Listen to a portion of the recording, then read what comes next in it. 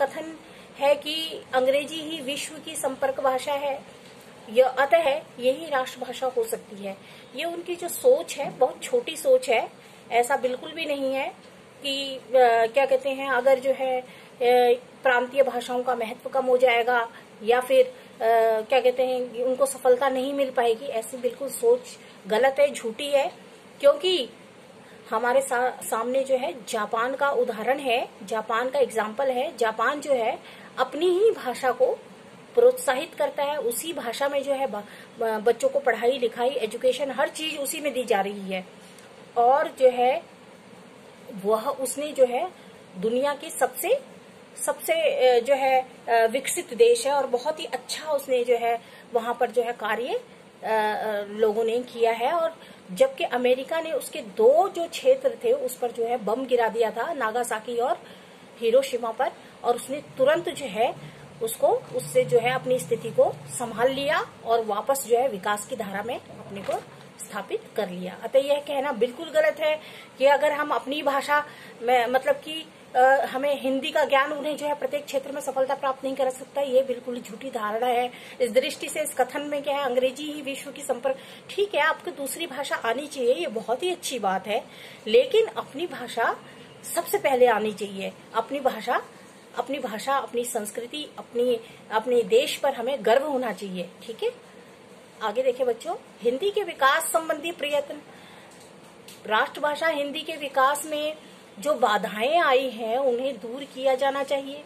बिल्कुल सही बात है, दूर किया जाना चाहिए। कैसे दूर किया जा सकता है? देखें, देवनागरी लिपि पूर्णतः वैज्ञानिक लिपि है। यह सिद्ध हो चुका है बच्चों कि जो देवनागरी जो लिपि है वो जो है पूरी तरह वैज्ञानिक लिपि है।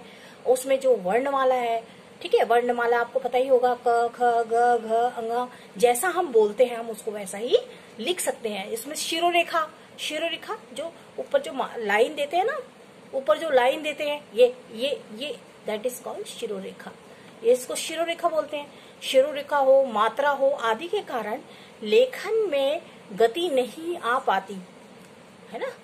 कुछ लोग ऐसा भी कहते हैं कि मतलब काफी उसको टाइम लगता है लिखने में, परंतु यह सही नहीं है। उसकी वर्णमाला जैसा हम बोलते हैं वैसा ही लिखते हैं, जैसे क ख ग घ अंग, है ना। ऐसी ही इंग्लिश की वर्णमाला आपको पता होगी, इंग्लिश की वर्णमाला है ना, जैसे A B C D, total कितने होते हैं? 26 होते हैं। और हमारे कितने होते हैं बच्चों? हमारे कितने होते हैं वर्ण? क से लेकर ज्ञ तक कितने होते हैं? टोटल 36 होते हैं।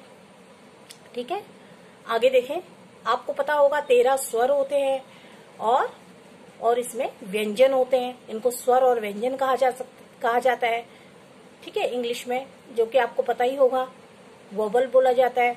देखें, इनको भी सरल बनाया जाना चाहिए। ऐसा लोग कहते हैं कि भी इनको सरल बनाया जाना चाहिए, जिससे कि हिंदी सीखने में रुचि ले सकें।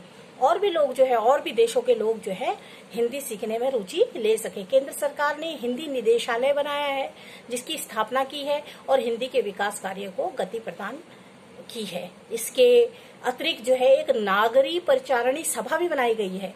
और दूसरा क्या है, हिंदी साहित्य सम्मेलनों का आयोजन किया जाता है। और संस्थानों ने भी हिंदी के विकास एवं प्रचार व प्रसार में महत्वपूर्ण भूमिका निभाई है। देखो, हिंदी के प्रति हमारा क्या कर्तव्य है? हिंदी हमारी राष्ट्रभाषा है। हमें उसे क्या करना चाहिए बच्चों? स्वीकार करना चाहिए। हमें उसे गौरव से स्वीकार करना चाहिए, एक्सेप्ट करना चाहिए। ठीक है, अब देखें, आगे देखें,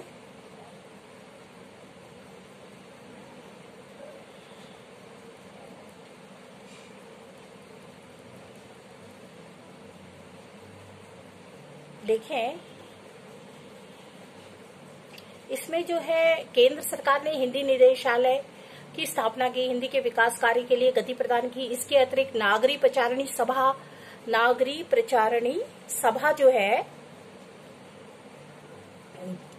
प्रचारणी सभा, हिंदी साहित्य सम्मेलन आदि संस्थानों ने भी हिंदी के विकास और प्रचार प्रसार में महत्वपूर्ण भूमिका निभाई। इसके अतिरिक्त केंद्र सरकार, राज्य सरकारें भी हिंदी के विकास के लिए जो है महत्वपूर्ण कदम बीच बीच में उठाते रहते हैं। देखिए, हिंदी के प्रति हमारा कर्तव्य क्या है? हिंदी हमारी राष्ट्रभाषा है।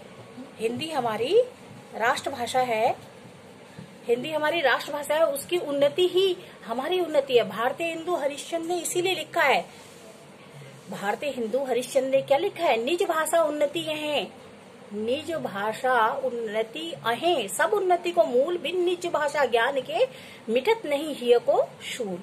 देखें जो है निज यानी कि अपनी जो मूल भाषा है, अपनी जो मूल भाषा से ही उन्नति संभव है, अपनी मूल भाषा से ही उन्नति संभव है। क्योंकि यदि यही सारी हमारी मूल भाषा ही हमें क्या करती है, सभी उन्नतियों का क्या करती है, मूलाधार है ये। मातृभाषा के बिना ज्ञान के बिना हृदय की जो पीड़ा का निवारण नहीं हो सकता। यानी कि जब तक हम अपनी भाषा अपनी संस्कृति को नहीं अपनाएंगे, दूसरे की संस्कृति को अपनाएंगे, तब तक हमारा उन्नति और विकास संभव नहीं है। निज भाषा उन्नति है, पहले हमें अपनी भाषा को सीखना चाहिए, अपनी भाषा की उन्नति के लिए कार्य करनी चाहिए। बिन निज भाषा ज्ञान के मिटत नहीं न हिय को शूल। हमारी जो है हृदय की शूल भी जो है, हृदय की जो पीड़ा है, शूल मतलब है, तो पीड़ा भी नहीं मिटती अपनी भाषा से। अतः हमारा कर्तव्य है हम हिंदी के प्रति उदार दृष्टिकोण अपनाएं। हिंदी के अंतर्गत विभिन्न प्रांतीय भाषाओं की सरल शब्दावली को अपनाया जाना चाहिए। भाषा का प्रचार नारों से नहीं होता, वह निरंतर परिश्रम और धैर्य से होता है। जैसे कि मैं हमेशा आपको बताती हूँ, कोई भी चीज एकदम जल्दी से नहीं होती है, कोई भी चीज एकदम से जल्दी से नहीं होती है। उसके लिए क्या होता है, उसमें बहुत सारा समय लगता है, उसमें बहुत सारा परिश्रम लगता है, और उसके साथ साथ धैर्य बहुत बड़ी चीज है बच्चों। धैर्य होना बहुत ही बड़ी चीज है। तो 3 चीजें किसी भी क्षेत्र में अगर हमें सफलता प्राप्त करनी है तो हमें परिश्रम तो करना ही पड़ेगा, और साथ ही साथ वो भी निरंतर, तो धैर्य भी रखना होगा। आगे देखें हिंदी देखें, हिंदी ये जो लाइन है, ये भारतीय हिंदू हरिश्चंद्र जो है, इनको जो है प्रथम जो है हिंदी के लिए जो इन्होंने बहुत सारे काम किए, इन्होंने जो है जो उपन्यास की जो शुरुआत की है, इन्होंने भारतीय हिंदू हरिश्चंद्र द्वारा की गई है ना। इन्होंने जो है बांग्ला उपन्यासों को जो है हिंदी में अनुवाद करके हिंदी के विकास में अपनी महत्वपूर्ण भूमिका निभाई है। तो भारतीय हिंदू हरिश्चंद्र जो है, अगर इनका नाम न ले हिंदी के विकास में, तो अपने आप में हिंदी अधूरी रह जाएगी। हिंदी के क्षेत्र में इन्होंने बहुत अधिक कार्य किया है, चाहे वो नाटक हो, कहानी हो, है ना, उपन्यास हो। जब आगे आप हिंदी का विस्तृत रूप पढ़ते हैं तो भारतीय हिंदू हरिश्चंद्र जो है एक महत्वपूर्ण लेखक, कवि के रूप में हमारे सामने आते हैं, प्रकट हमारे सामने हमारी पुस्तकों में जो है हिंदी का जो विकास है उसमें इन्होंने बहुत महत्वपूर्ण भूमिका निभाई है। आगे देखें हमारा कर्तव्य है हम अपनी हिंदी के प्रति उदार दृष्टिकोण अपनाएं। हिंदी के अंतर्गत विभिन्न प्रांतीय भाषाओं की सरल शब्दावली को अपनाया जाना चाहिए। भाषा का प्रचार नारों से नहीं होता है, वह निरंतर परिश्रम और धैर्य से होता है। हार्डवर्क होना चाहिए, परिश्रम होना चाहिए, पेशेंस, धैर्य भी होना चाहिए, और क्या होना चाहिए, धीरे रोज पढ़ना चाहिए। ये नहीं कि एक दिन पढ़ लिया फिर किताब बंद कर दी, फिर बैठ गए जी, घंटों बातें चल रही हैं, टेलीविजन देखा जा रहा है, फोन पे बात गपशप चल रही है, ऐसा नहीं होना चाहिए। हिंदी व्याकरण का जो प्रामाणिककरण भी किया जाना चाहिए, है ना। हिंदी व्याकरण, किसी भी भाषा को सीखने के लिए हमें उसका व्याकरण का भी ज्ञान होना चाहिए, उसमें भी सुधार के उपसंहार देखें। लास्ट में आप लिख सकते हो हिंदी का भविष्य, राष्ट्रभाषा हिंदी का भविष्य उज्जवल है, बिल्कुल सही बात है, उज्जवल है। यदि हिंदी विरोधी अपनी स्वार्थी भावनाओं का त्याग कर सकें और हिंदी भाषी धैर्य, संतोष और प्रेम से काम ले, तो हिंदी भाषा भारत के लिए समस्या न बनकर राष्ट्रीय जीवन का आदर्श बन जाएगी। आज मैंने आपको, जैसा कि आप देख रहे हैं, मैंने आपको हिंदी भाषा के ऊपर जो है निबंध करवाया है, ठीक है, निबंध कराया है, और ये बहुत ही महत्वपूर्ण निबंध है। जो कि एग्जाम में आने की पूरी पूरी संभावना है। ठीक है, पूरी पूरी जो है संभावना है। और इसको जो है आप क्या करोगे, इसको आपको याद करना है और कैसे करना है, बार बार लिख लिख कर आपको जो है इसका अभ्यास करना है, लिखना है बार बार। मैं हमेशा अपने वीडियो में बताती हूँ आपको कि किस तरह से पढ़ाई करनी है।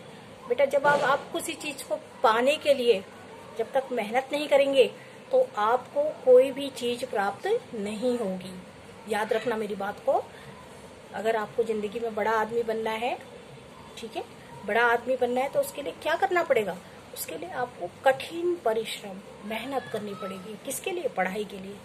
पढ़ाई जब आप आगे 12वीं के आगे जाओगे तो कॉलेज में पढ़ोगे, कॉलेज के बाद आगे उसके बाद है ना उच्च शिक्षा के लिए जाओगे तो उसमें आगे पढ़ाई करोगे, तभी आप जो है कोई अच्छा पद या नौकरी को प्राप्त कर सकते हो। ठीक है, ये यदि आप पढ़ोगे ही नहीं, दिन भर आपने सारा समय ऐसे ही बर्बाद कर दिया, कभी खेलने में, कभी कूदने में, फोन में, मोबाइल में, है ना। अपने जीवन में जो है सही रास्ते पे चलना बहुत बड़ी चीज है। सही रास्ते पर, ठीक है, सही रास्ते पे चलना बहुत महत्वपूर्ण है कि मुझे क्या करना है। आप जो है, अब आपकी एज ऐसी है बच्चों कि आपको समझ होनी चाहिए, मेरे हिसाब से समझ आनी चाहिए कि हमें क्या करना है, क्या हमारे लिए सही है, क्या गलत है, मुझे कितना पढ़ना चाहिए, कितना नहीं पढ़ना चाहिए। ये नहीं कहती मैं हिंदी को ही पढ़ो, आप सभी सब्जेक्ट पर थोड़ा थोड़ा आपको फोकस करना चाहिए। हिंदी पढ़ा, कभी मैथ पढ़ लिया, कभी इंग्लिश पढ़ लिया, है ना, सभी सब्जेक्ट पे, तभी आपका जो है आने वाले समय में आप बोर्ड में जो है अच्छा प्रदर्शन कर पाओगे। इसी के साथ मैं अपने शब्दों को विराम देती हूँ। धन्यवाद। आशा करती हूँ कि आप इस कार्य में जो है अपने कार्य में जो है पढ़ाई के क्षेत्र में जो है मेहनत कर रहे होंगे, ऐसी मैं आपसे आशा करती हूँ। धन्यवाद।